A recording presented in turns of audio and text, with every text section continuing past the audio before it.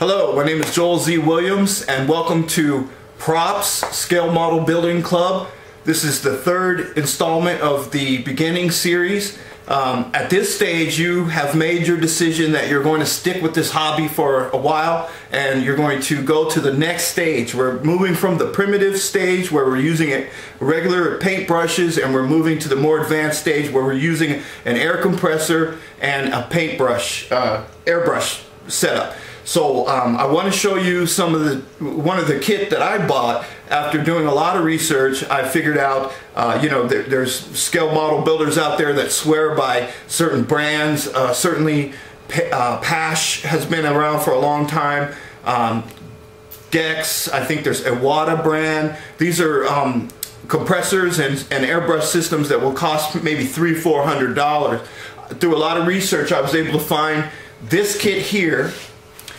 Sent by TCP on Amazon for $120, and this is a piston type airbrush compressor kit.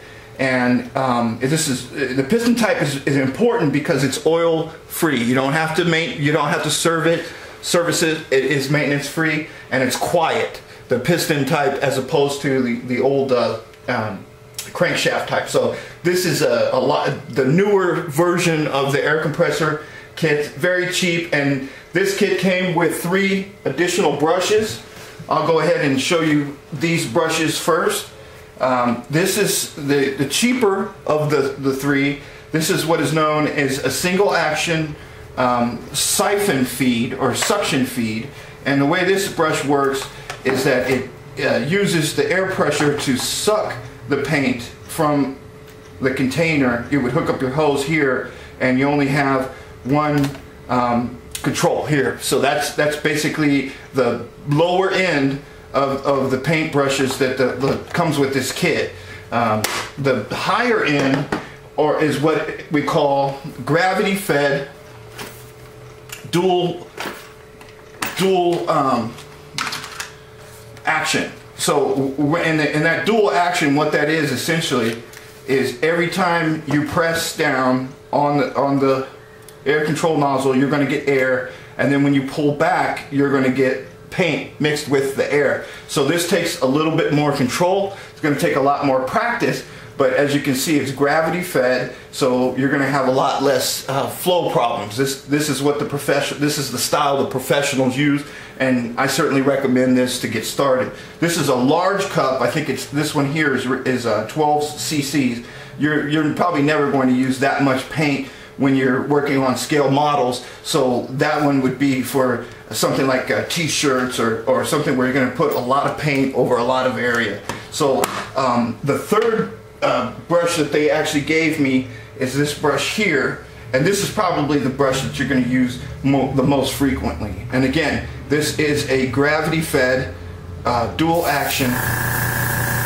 You push down for the paint and you pull back to get the media going. Now let me show you the actual compressor itself. This is the rig here. This is a 1/6 horsepower rig. This is the piston type oil free that I was talking about earlier. Has a really cool carrying case. This gets hot when it's running for a while, so you want to keep small children away from it. I actually went ahead and opted to get the paint holder, the actual nozzle holder. This was additional. So I think I paid $4 for that, but that's going to come in handy, and I recommend you go ahead and get that because it's a handy way when you're painting. Eventually you're going to want to set that brush down so that you can do other work, and it just frees you up. It keeps your brush at a downward angle and promotes or actually reduces jamming and clotting, things like that. This, as you can see, this brush comes with a regulator. These airbrushes, you don't typically need to get anything over 25 pounds per square inch or PSI, and the regulator will show you where you're at. Because it does not have a cylinder to hold the air, this pump will run as you spray, so it will keep a constant, steady flow of air going. So, and that's good. And it has this particular model also has a water accumulator, which at the end of each use you can push that up to release the excess accumulated water. And after each session, you want to decompress your system. You want to take the air pressure off of it. It's better for the seals and everything like that. But that's to release the water. You would just push up on that, and the water will come out.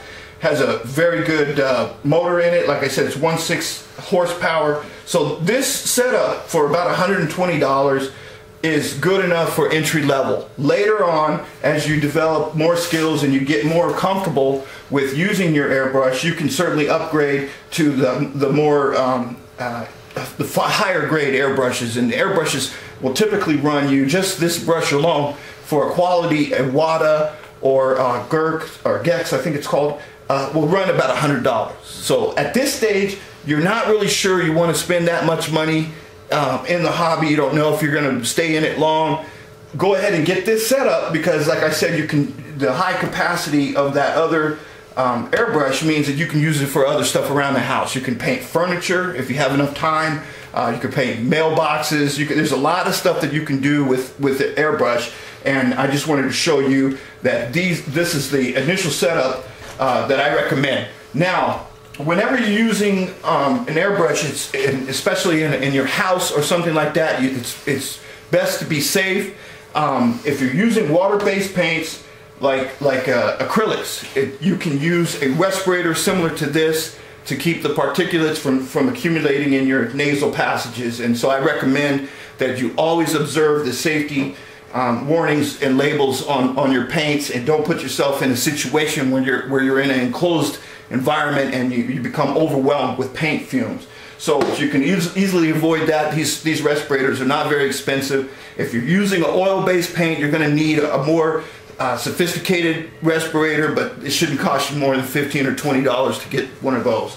So always acknowledge and observe your safety precautions, and clean your brush after each use. I can't stress that enough. These brushes will fail if they're not cleaned properly, and that's the #1 knock on these cheaper grade airbrushes, is that people, for some reason, they didn't pay as much money for them, so they feel as though they don't need to clean them as religiously as they would something they dropped $300 or $400 on them. Not so. It's the same principle. Each one of these guns has a needle in it that controls the airflow, and periodically you're going to have to remove that needle from the gun, and you're going to have to clean it. You're going to have to take it and take that out and actually clean it. So be prepared when you're using airbrushes. The cleaning should just come with it. You should go ahead and set up about 10 or 15 minutes after each session to really give your brushes a thorough cleaning. And if you're using a water-based paint, like I showed you earlier, a 50-50 mix of water and Windex will be sufficient to give you a good cleaning. If you're using something more significant, like an oil-based paint, something like that, you're going to need some lacquer thinner or something that will cut oil solvent. You never want to soak the entire brush in gasoline or other solvents, because there are seals, there are O-rings in here that will deteriorate from total immersion. So you want to avoid that. Wada makes a very good package with their Airbrush Cleaner, and they have a basin, which I also recommend. This one probably cost about $20 for this, and it's made out of a very firm glass. And this is important because you can put the cleaning solution in this cup and run it directly into the cup.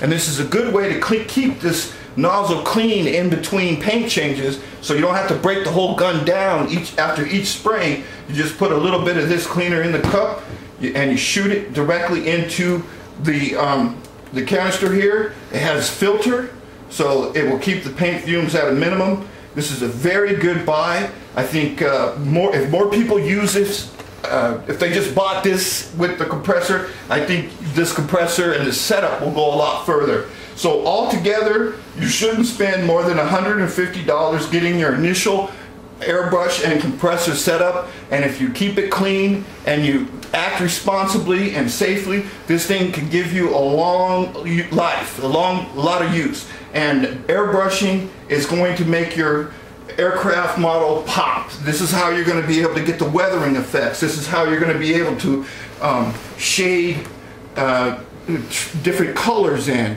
You can't do that with a regular handheld brush. You need the airbrush, and you need to learn to master the control of the airbrush. And in order to do that, you're going to have to spray a lot of paint. Thank you for coming to this tutorial. My name is Joel Z. Williams. I am the prop master. This is Props Scale Model Building Club Tutorial 3. Thank you and welcome. Rock on.